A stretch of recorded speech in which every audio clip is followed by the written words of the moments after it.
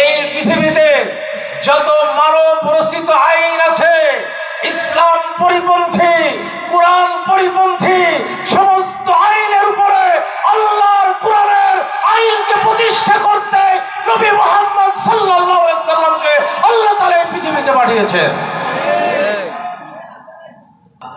সম্মানিত ভাইরা, এজন্য আল্লাহ রাব্বুল আলামিন সূরা আস-সাফের 9 নম্বর আয়াতে আমাদেরকে দায়িত্ব দিয়েছেন নবী মুহাম্মদ সাল্লাল্লাহু আলাইহি সাল্লামের দায়িত্বের প্রতিনিধিত্বশীল হিসেবে।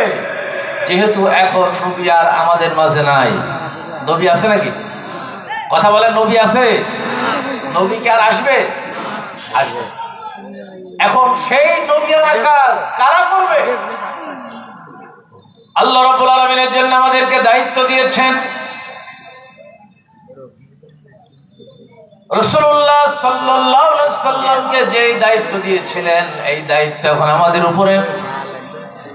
আল্লাহ রাব্বুল আলামিন সূরা সাফের 9 নম্বর আয়াতে বললেন, হুয়াল্লাযী আরসালা রাসূলাহু বিল হুদা ওয়া দীনিল হক লিইয়ুযহিরাহু আলাদ-দীনি কুল্লিহি ওয়ালাউ কারিহাল মুশরিকুন।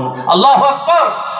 তিনি আল্লাহ যিনি তার রাসূলকে পাঠিয়েছেন হুদা সহকারে, হেদায়েত সহকারে এবং সত্য দ্বীন সহকারে।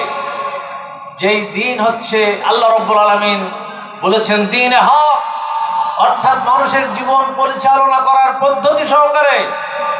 কিসের জন্য পাঠিয়েছেন? কিসের জন্য নাজিল করেছেন? লিইয়ুযহিরাহু আলাদ-দীনি কুল্লিহি,